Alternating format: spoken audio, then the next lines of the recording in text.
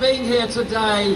Thank you all for standing up for the principles of education.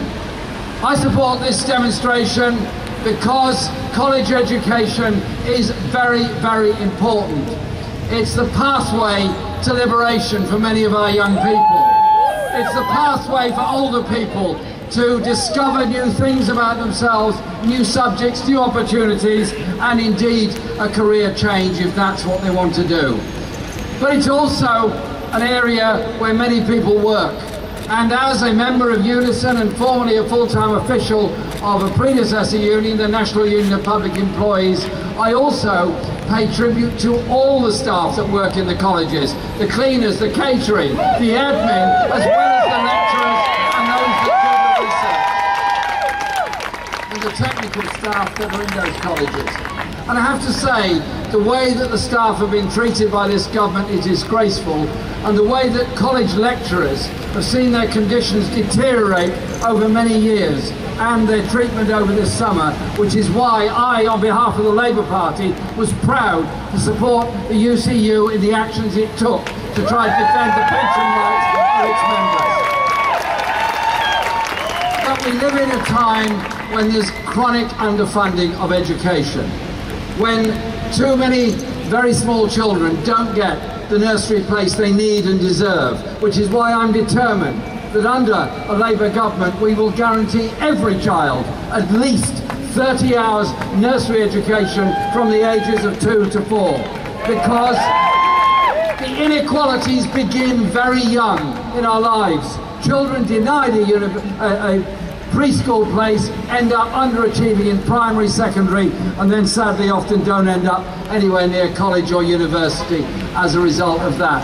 It's also about funding the creativity of our young people, which again is why I'm very proud that our last manifesto included, and be assured the next one will as well, the idea of a pupil arts premium, that every child in every school can get to learn a musical instrument and explore their own creative endeavours and possibilities.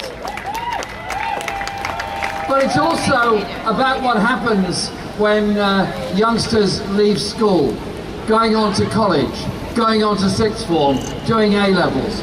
Too many are forced into too many hard choices too young, which often affects their career prospects in the future. But too many are faced with the awful choice of what they're going to do if they decide to leave college and go on to university. Put themselves in debt or get no degree, or put themselves in debt to get a degree with no guarantee of a decent income to pay that off. I think, and we'll repeat it again in our next manifesto, we were absolutely right to say we would increase corporation tax in order to end university, college and adult education fees for all time. And I say that because unless we fund our colleges properly, unless we treat our staff properly in those colleges, unless we give young people the chance to study the variety of courses that they want to, then the skilled workers of tomorrow, the high achievers of tomorrow, are simply being denied that place unless their parents are wealthy enough to buy something for them. Well, I don't want to live in a society where the ability to become a doctor, an engineer, a lawyer, or anything else is dependent on your parental income. I want it to be dependent on your willingness, your aptitude, and your determination to take that forward.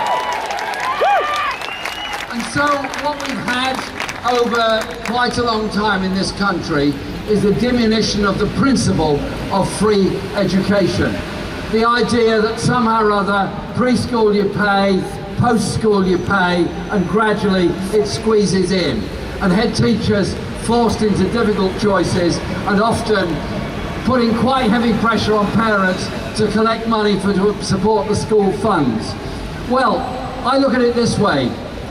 Angela was quite right when she said it was a post-war Labour government that created the National Health Service. Healthcare free at the point of need for everybody, irrespective of their income, irrespective of their wealth, for everybody as a human right. Surely to goodness, it's in the Universal Declaration of Human Rights, the right to education.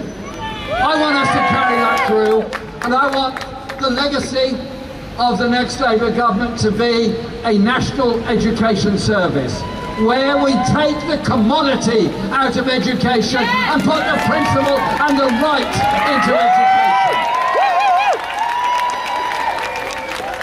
So today, we challenge the Tories, we challenge them on their false claim, and it is a false claim, that austerity is over.